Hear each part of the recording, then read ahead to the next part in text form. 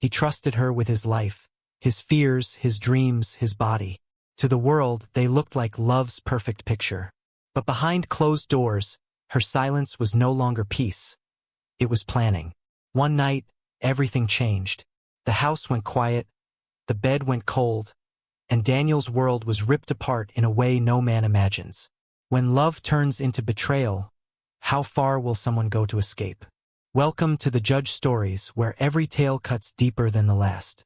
Please subscribe to help us grow, and drop a comment telling us which country you're watching from. Egbeda woke with the usual city chorus. Generator coughs, Danfo horns, a baby wailing 2 compounds away. Daniel liked mornings like this. He rinsed his hands at the outdoor tap, set his toolbox by the door, and checked the hibiscus he'd nursed back from brown to a stubborn red. Nothing in his life was grand, but everything had a place. Grace used to call that steadiness love. Lately it sounded to her like silence.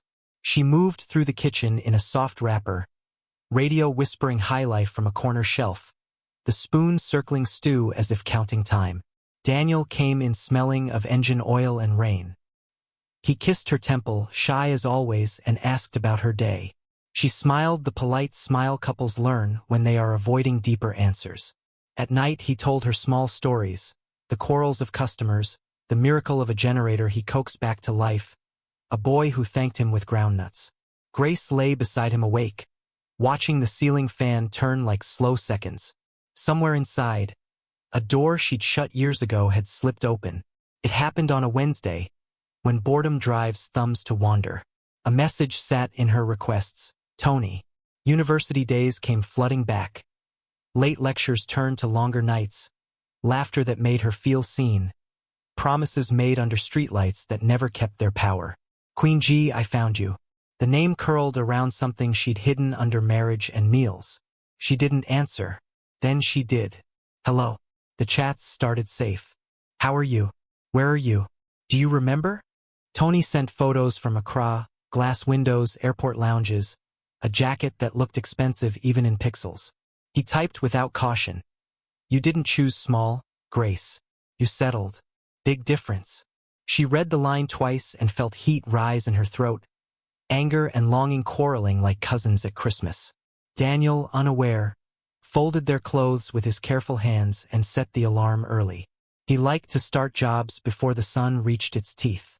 That night he fell asleep mid-sentence, a smile still on his face. Grace's phone glowed on the bedside like a lighthouse turned the wrong way. When she finally slipped the screen dark, the house listened. Outside, a motorcycle coughed past. Inside, the fan traced its lazy circle. Grace stared into the quiet and decided it no longer felt like peace. Felt like a cage.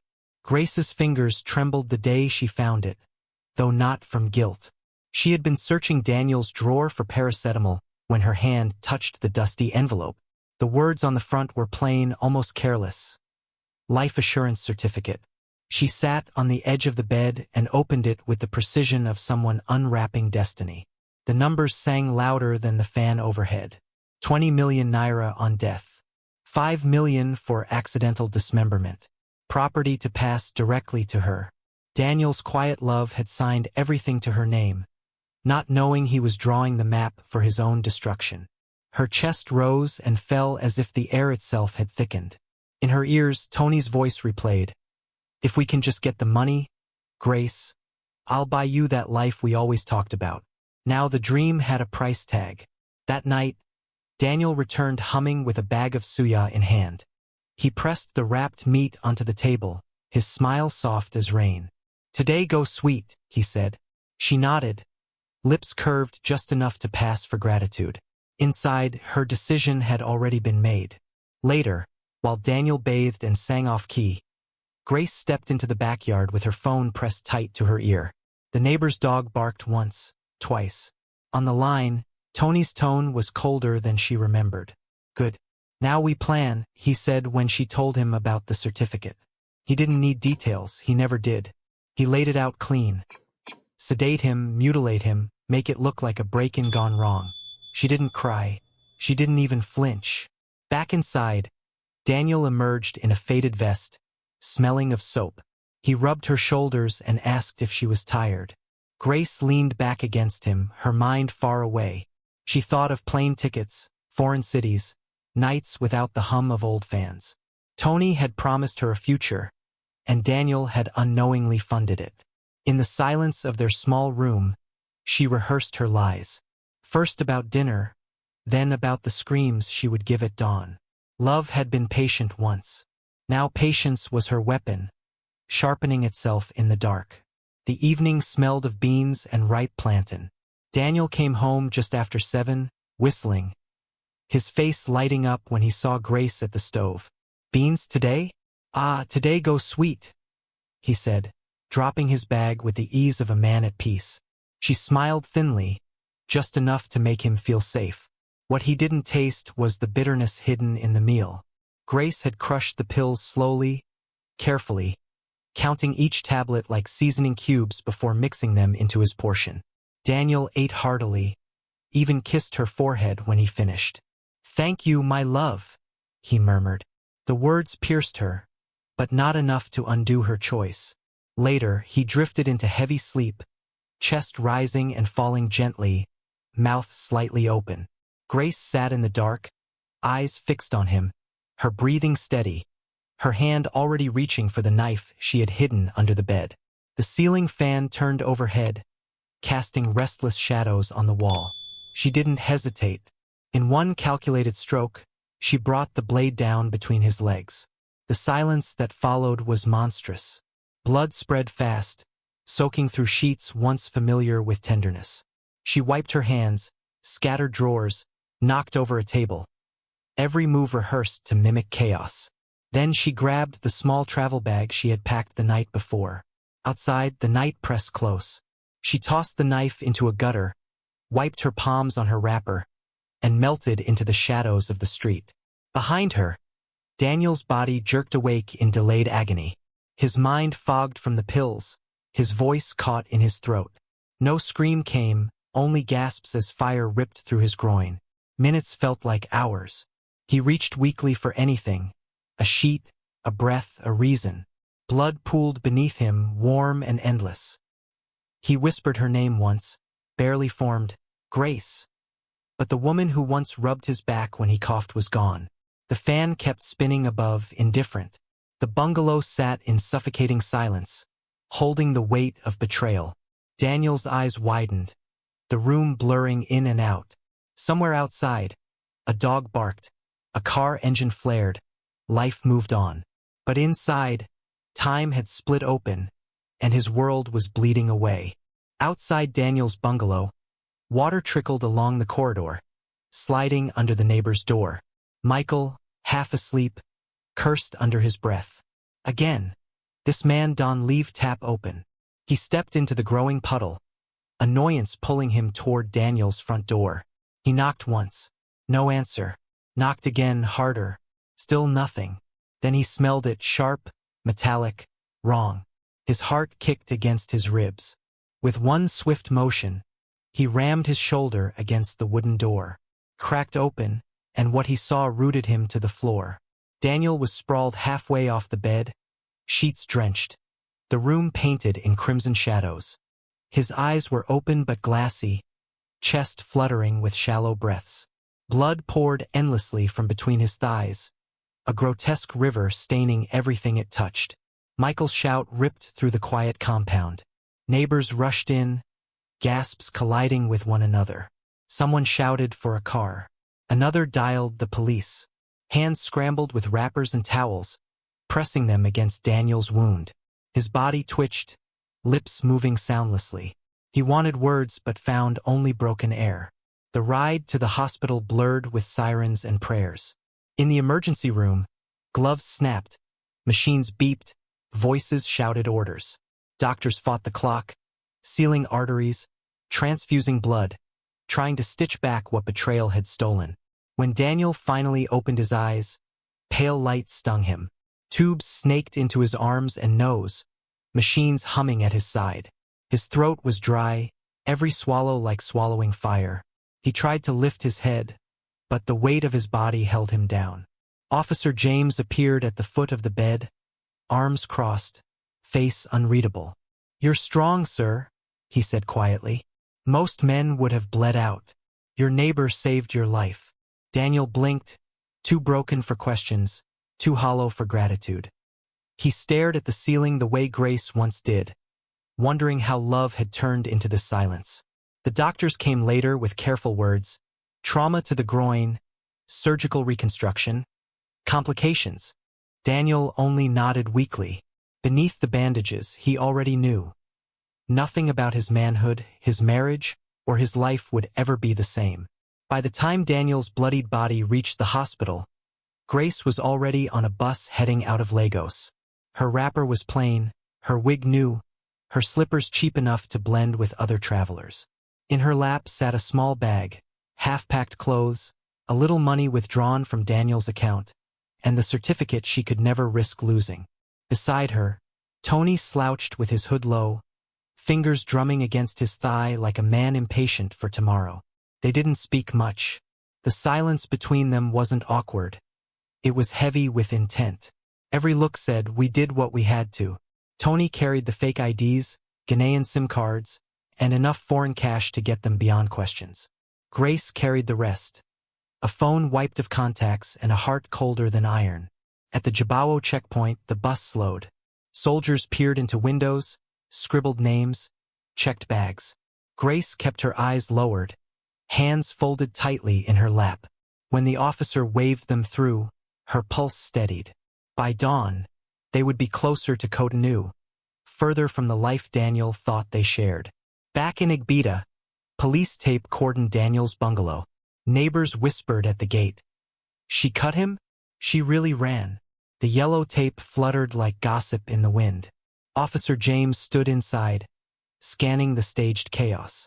Drawers tipped too neatly, a knife missing but no sign of forced entry. And the biggest clue, Grace's absence. "Robbery gone wrong?" his junior asked. James shook his head. "No robber cooks beans first." He tapped the edge of a dusty photo. Grace at a birthday 2 years ago, smiling at Daniel's side. "Find me where she is." At the station, calls bounced between bus terminals, checkpoints, and mobile towers. A last ping placed her near Jibawo. A woman matching her description had boarded a bus. Not alone. Reports trickled in. She was seen in Togo, maybe Ghana, someone whispered London. But by the time officers traced each trail, Grace and Tony had already vanished into another border. For Daniel, lying broken under hospital lights, time had stopped. For Grace, every mile put Daniel further behind her. She didn't turn back, didn't flinch. Escape, after all, was easier when you had already killed the life you left behind. Daniel drifted in and out of dreams where the ceiling fan spun forever above him, shadows circling like vultures. In waking moments, the pain reminded him it wasn't a dream at all. Bandages weighed down his body, machines measured every breath, and the hollow ache between his legs told him life would never return to what it was. Doctors spoke gently, as though soft voices could blunt the truth. "We managed to stop the bleeding," one said. Another added carefully, "There was significant trauma to the groin. Reconstruction was done, but complications are likely." Daniel only nodded. He didn't need details. The absence spoke louder than any diagnosis. Visitors came and went. Michael sat by his bed once, tears choking his words. "I swear I just vex say water day waste again. If I no knock, you for dawn." He gripped Daniel's hand, trembling. Daniel turned his head and rasped, "You saved me." It was all he could manage before tears blurred the room. Officer James returned often, notebook in hand, eyes sharp with questions. "She never called? No visit? Not a word." Daniel's silence was answer enough. James sighed, jotting notes, determination tightening his jaw. "She planned it, and people who plan this clean always leave a thread. We'll find it." But Daniel wasn't sure he wanted her found. Lying in that sterile bed, he replayed her smile when she used to dance barefoot in his shirts, the sound of her laugh when he burned toast. Those memories mocked him now, dressed up lies in the mask of love. Days bled into weeks. He learned to sit, then stand, each movement stiff with pain. The mirror in the hospital bathroom became his enemy. He avoided it, afraid of what reflection might confirm. Nurses encouraged him. "You're healing well, sir." But their pity slipped through their smiles. At night he whispered questions to the ceiling. Why didn't I see it? How long had she been planning? Was anything real? No answer came, only the hum of machines, the lonely rhythm of survival. Grace's absence was louder than her presence had ever been. And in that absence, Daniel began to understand. Sometimes betrayal doesn't kill you. Sometimes it leaves you alive, forced to live with the scar of what was taken. 2 months later, Daniel returned to Igbita. The bungalow had been scrubbed, the mattress replaced, the tiles washed until they smelled of bleach. Michael had done what he could, but there were stains no soap could lift, the outline of where the bed once stood, the faint nick on the doorframe where panic began. Silence hung heavier than before, pressing down with every step Daniel took. The neighborhood buzzed with whispers when he appeared at the gate. "Nah him," someone murmured. "The man way survive her." Children stared until their mothers yanked them away. To them, Daniel was no longer just a handyman. He was the ghost of betrayal walking under the sun. Inside, he slept on the floor the first night, unable to bring himself to lie on a new bed. The ceiling fan spun lazily above, the same witness from that night, and his hand instinctively reached into the dark for grace before memory snapped it back. Old habits, even when built on lies, die slow. Meanwhile, at Acacia Police Station, Officer James kept the file open. Grace's face, pulled from an old party photo, hung on the wall, underlined in red. Wanted. Attempted murder. Conspiracy. Fraud. Rumors trickled in, sightings in Togo, Ghana, even London. Each trail dissolved into air before his team could catch it. James told his juniors, "She's not a ghost. She's just a woman. Women like her always leave a thread behind." But for Daniel, justice felt hollow. Insurance agents came, suspicious and stiff, freezing the payout until investigations ended. Reporters called, asking questions he refused to answer. In WhatsApp groups and radio gossip hours, his story grew legs of its own. Some exaggerated it, others turned it into a cautionary tale. He stopped listening. Evenings found him in the compound, sharing Gary and football talk with Michael. He laughed sometimes, but the laughter ended in his eyes before it reached his lips. Every shadow in the bungalow seemed to breathe her name. Every quiet moment asked the same question. Why me? Grace and Tony remained missing, their absence becoming legend. For the police, it was an open case. For Daniel, it was an open wound. He knew then what few dared admit. Closure doesn't always come with handcuffs. Sometimes it never comes at all. Sunday morning in Igbita was softer than most. The streets outside carried the echo of church bells and children in ironed clothes. Inside his compound, Daniel moved slowly to the backyard where the hibiscus had started blooming again. Wild red reaching toward the sun as if nothing terrible had ever happened here. He touched one flower gently, fingers tracing its petals, and for the first time in months, his lips formed words, "I survived." The weight of that whisper startled him. It wasn't victory, not forgiveness, not even peace. It was endurance, proof that blood, betrayal, and scars had not ended him. Officer James still visited now and then. He would sit opposite Daniel at the small wooden table, case file in hand. "She'll show up one day," he said once, eyes steady. "People like her, they vanish, but the world always leaves dust behind." Daniel only smiled bitterly. He no longer waited for justice. What had been taken from him could never be returned. At night, the memories crept back. The laughter Grace once gave so freely, the warmth of her body beside him, the quiet meals where love felt possible. Now those moments tasted of poison, lies dressed as tenderness. He hated them, but he also carried them because forgetting was impossible. The world outside moved on. Markets roared. Neighbors argued over Nipa. Football scores filled evening chatter. Daniel listened from his doorstep, part of the noise yet apart from it. The scar under his bandage throbbed sometimes, not only with pain but as a reminder of the night love turned blade. Grace and Tony had become rumors scattered across borders. Some swore they saw them in Ghana, others in Benin, a few even whispered of London streets. Daniel didn't care. For him, the chase belonged to the police. His fight was different. To breathe, to rise each morning, to keep walking with what was left of him.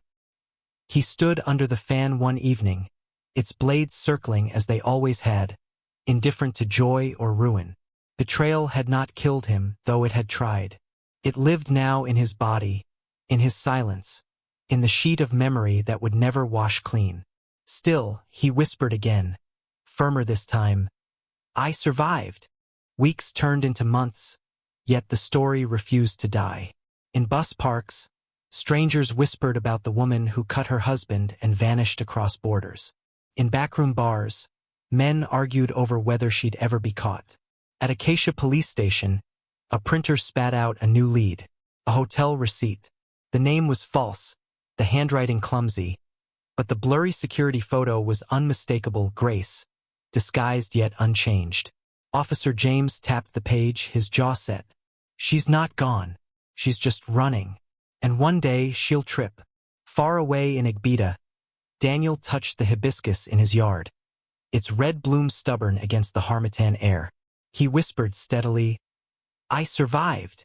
But survival, he would soon learn, was only the beginning.